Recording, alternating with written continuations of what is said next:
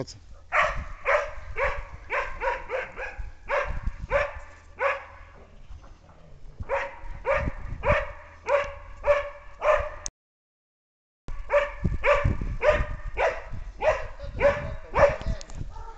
Ale vidíš, že kuzúna vila už ne... Nie, to by si skočila skoro, keby to vozila.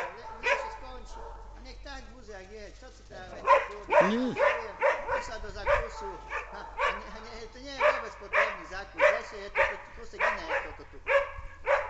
No tak určite v lese by ju vycvičil. Tri kusy ju tak vycvičia, že ani nemáš. Keď si píši tak do nich. Ja už videl, čo zrobili s Dinom.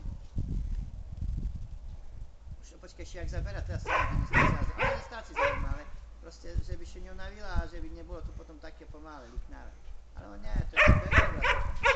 To iš tak by mali vyzerať kopať, to už potom má význam kovať, rozumieš. Tému dáži i zlato na tacke, ale jak to také chujoviny do piče tu nakovali, tak...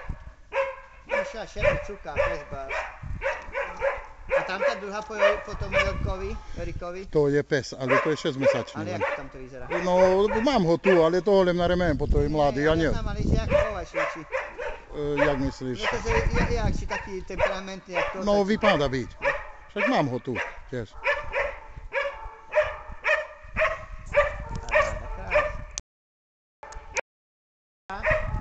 Bude na hranici. Aj mne nejde o chovanie. Ja znám, jasne všetko. Kusík má kapri chrbát, ale to vidím, že ten Jorik také dávam takú istú piču, to sa týka voného, ale ho robí hovno. Zamesni, nenechaj ho, že by môže byť hovno. To je parádne. To je robota väčšie, nepotrebuje žiadny zákus, nič. Dobre chovať, že by sa znal, že zrdy, jaký sú.